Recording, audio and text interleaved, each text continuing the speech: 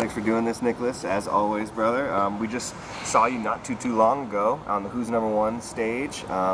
Maybe we can start there. How are you feeling since Who's Number One, since the kind of match? You know, it was one of the best performances of your career, I would have to say. Yeah, that was an impressive match, by the way. So I'm feeling great. The body's still a little tired from the fight. So we kind of connect both camps. So I had kinda, and then I ended up training. I fought Thursday night, and then I ended up training Saturday, my first gi session. So we kind of combined camps, which was hard for me, in my opinion. So, and that is the only thing that is pushing me hard for this one. But my life is great.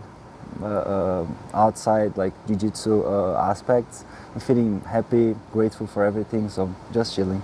What's the reception been like since the kind of match? It seems like there's a lot of buzz about this match. Have you felt that? Yeah, for sure. Like I think I had like almost a week talking about the fight in my social media.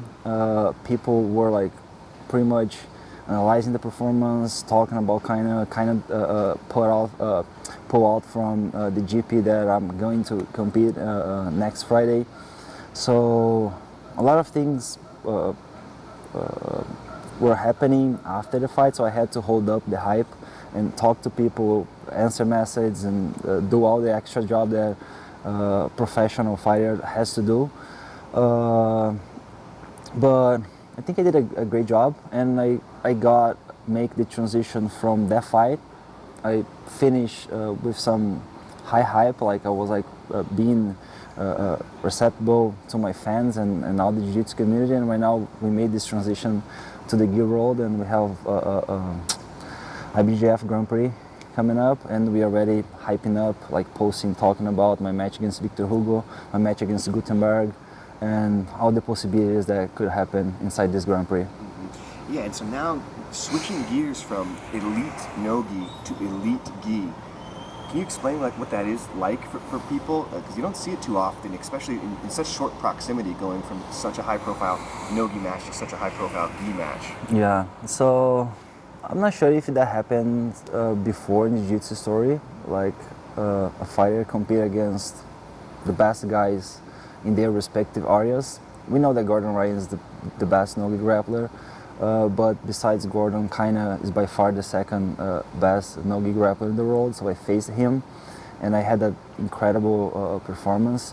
And I'm facing Victor Hugo in my final at the Grand Prix, and that is the only reason I'm competing the Grand Prix, because I want to face him as he won the last Worlds that I didn't fight, and I'm never fighting again. I have to go there and prove to people that he won because I wasn't on the bracket at the World. So that is my goal, and I have high standards and I have insane dreams. I would say I want to be the greatest ever in the gi, as I'm sharing to everybody since forever, and I couldn't get a better opportunity than this one to prove to people that what I do is different than anybody else. Like, who is facing two of the best guys in two different sports in the entire story of the sport? Who did that before? Like, I can tell you in 2 weeks, like not 2 weeks, 20 more days in between August 10 kind of fight and September 1st IBJJF Grand Prix. So I think just the universe delivered me that chance, and I'm embracing with my whole heart. Like, fighting kinda a huge challenge. Nothing could be harder than that fight. So I went there, I did my job. Right now, 2 weeks camp. After I had some insane preparation to my no-gi fight, just dressing up my gi for 2.5 weeks, struggling with like emotional, mental like pressure that I felt from kind of like putting work here, make my transition, adapt my grips, like do grips exercise, like change my body position in different scenarios, grips and all the things. So if I want to be the greatest, I have to do greatest things, and I couldn't be more like happy and proud and grateful for this opportunity. So I'm just like embracing, and I want to like literally prove to people that I was right since the beginning. Does it feel good to be back in the gi? Of course, the gi has... So my passion. Like, probably you guys saw how I move in the gi, and I just love it. Like, no gi, I cannot say I don't have passion for no gi, but it's just different. I feel so much more comfortable when I dress my gi because I have more answers, I have more skills, I have like I know how to play in any situation, so I feel better, I feel comfortable. So no-gi, I kind of do well, not on the same level. So I don't have the same emotion, like the same confidence, the same like artist level that I do in the gi. So this is why I do love more gi than no gi. So, but by the time after like keep training and like keep progressing, keep having like friends showing up in the gym 1-2 a day to train no gi, maybe I can build the same level of passion. But for sure, no gi is my main reason to do jiu-jitsu. And of course, yes, IBJJF Grand Prix coming up very, very soon. And you've mentioned Gutenberg's name a couple times. Why is Gutenberg somebody that you want to fight against? So, first, because if Gutenberg faces Victor Hugo, there's a huge chance for Victor lose. And I don't want to see Victor losing before we face each other, because I'm just flying there to fight him. I don't care about the IBJJF event. I don't care about the cash prize. I'm just going there to fight Hugo. That was something that I asked in May.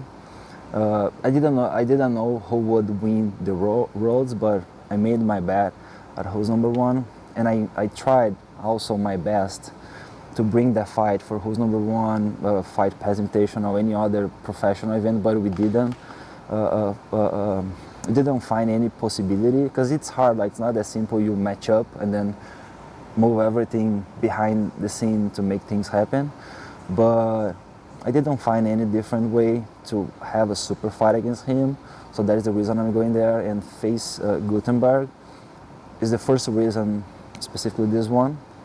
And the second reason, the last fight we had, he beat me. And people like talk, like people say, oh, look, we're gonna beat you, or I was like, guys, we do two different things. Like, we're not doing the same sport. Like, he's pretty tough, but it's water and wine.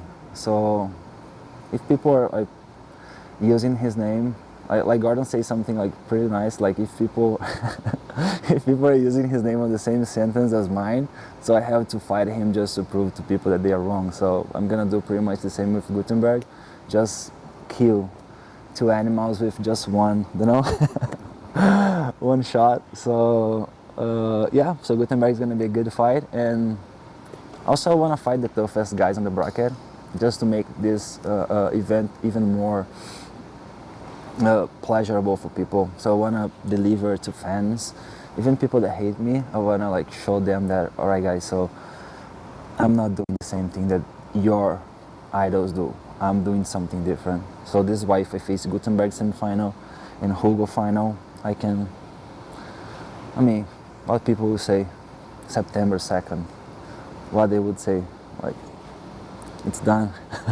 Vacation, Brazil, surf. So yeah, and if you were to meet in the finals, meet Victor Hugo and beat him, what would that mean to you?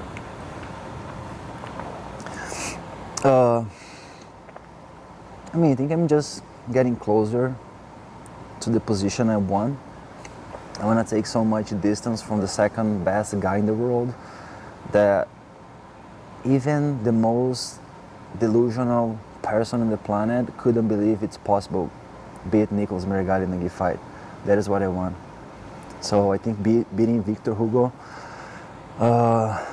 beating before him Gutenberg, and had already beaten kinda, I think I'm getting closer to this goal, like be untouchable.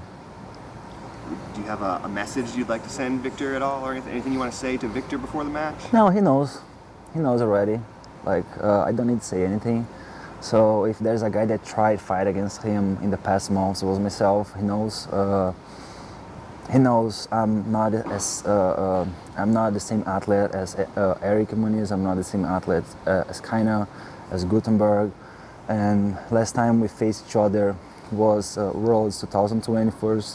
I got the cue. I beat him twice, and because he was using the rule set to take advantage and get my disqualification, he kept competing the Worlds, so he lost in the semi-final, and he made the final, which was insane in my opinion. And I want to have this fight, just like prove once again we are not the same type of athlete. Like he won double gold. but it's not gonna be even close.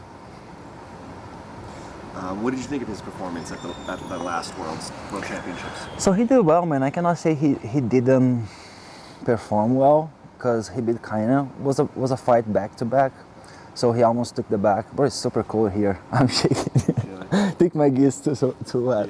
Yeah.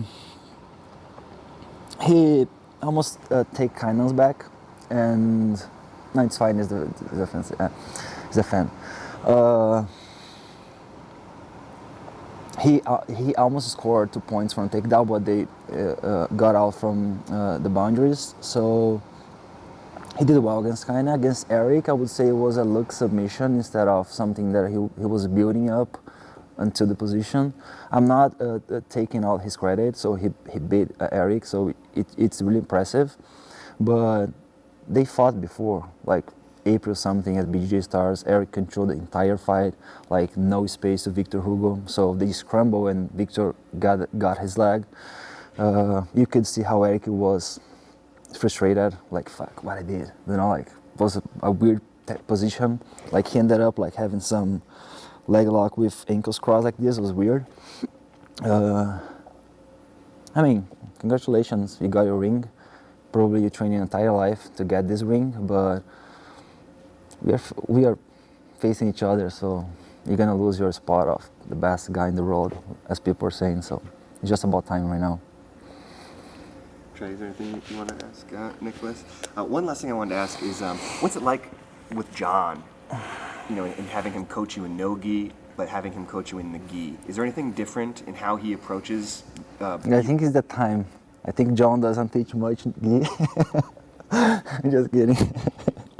No, I would love to have John teaching more gi jiu-jitsu, but the entire team, we are only focused on HCC, grappling, and I'm just happy being part and supporting everybody and also learn from him. I mean, we had in total like 6, 7 weeks, 9 weeks maybe training together in the gi, and I got improved a lot, changed a lot of small things and adapt positions that I wasn't doing very well. So I think by the time, the more we have those small camps during the process, like if I have to face someone, we dress up the gi for 2 weeks and then we keep building up a gi game, we can definitely build the greatest gi ever possible, imaginable, and just like have more chance to train together and dress up the gi.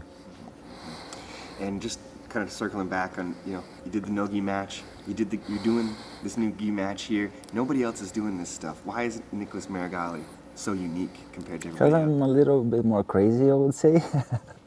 I take more risks. My entire career, I think I took more risks than necessary. It wasn't too smart, to be honest. I would change a lot of things I did since I got my black belt. But at the same time, I am who I am right now because of those risks that I took since forever. And I'm not ready to dip, to change my way of approaching the game and my personality. So I just have to keep pushing and doing those insane things to build up my brand, to write my legacy and reach my main goal, my life goal. So I know it sounds crazy, but I mean, life just can be interesting if we have this type of like risky around. I'm more an artist than a jiu-jitsu fighter, so I like to embrace the life with a different type of vision. So maybe this is why I like to go deep in problems. So I like to make my life harder, as hard as possible. We can't wait to see you out there, Nicholas. Thanks, always, man. brother. Thank you So much, man. Appreciate it, man. Yeah.